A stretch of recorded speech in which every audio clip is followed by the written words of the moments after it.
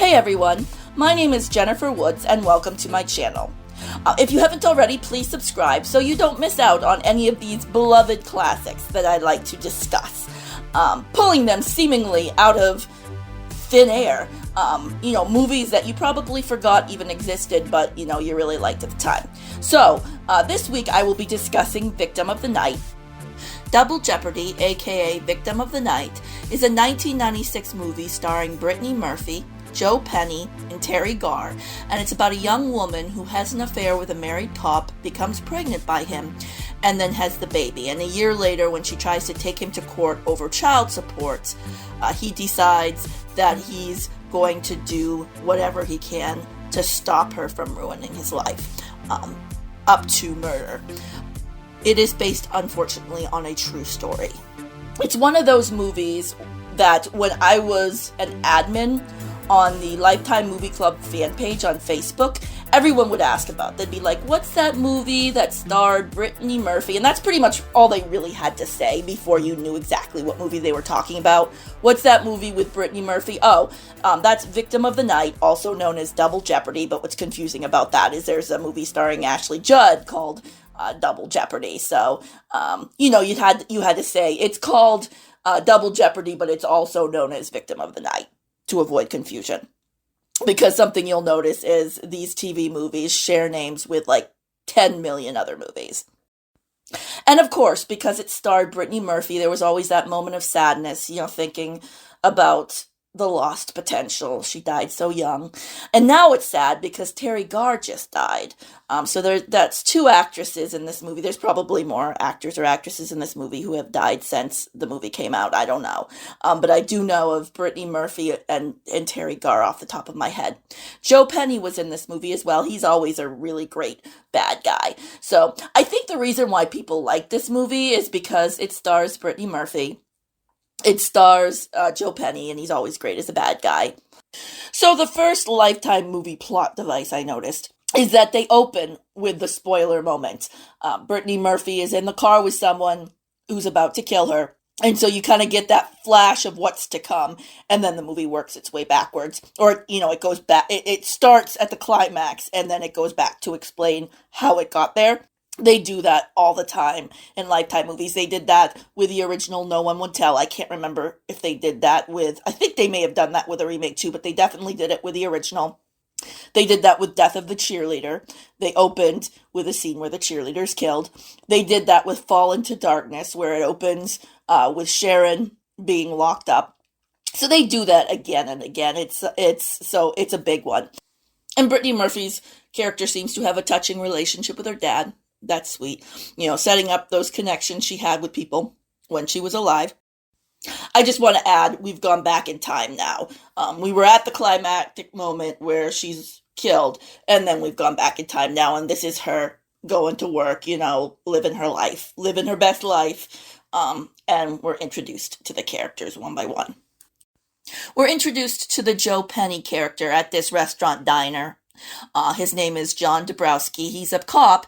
And Brittany Murphy thinks that he's a good guy because for some reason she thinks that him wearing his police hat means that he's a good guy, that he's got class, whereas his cop friend does not wear his police hat. We'll learn soon enough that actually wearing a police hat does not necessarily mean you're a good guy. Who would have thought?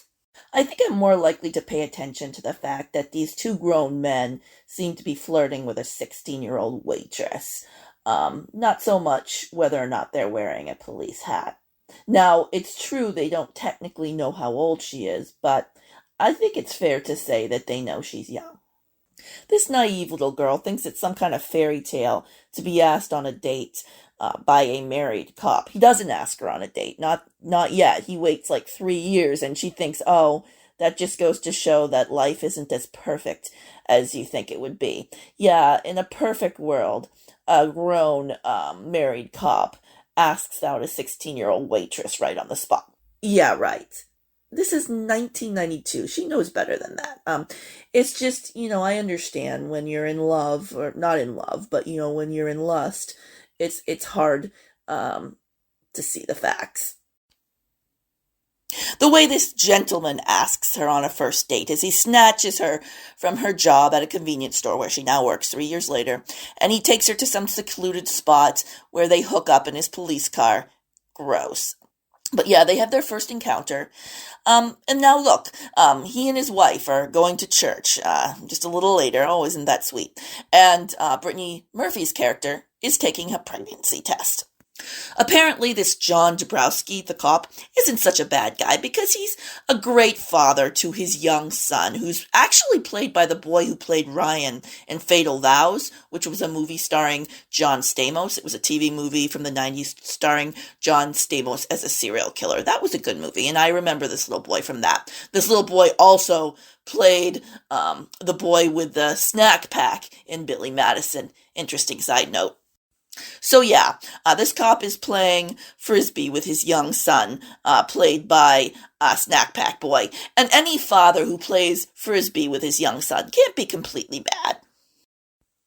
We can all almost forgive him for what we soon find out, which is when Brittany Murphy's character, I keep calling her Brittany Murphy's character. I should probably look up her name. I think it's Julie.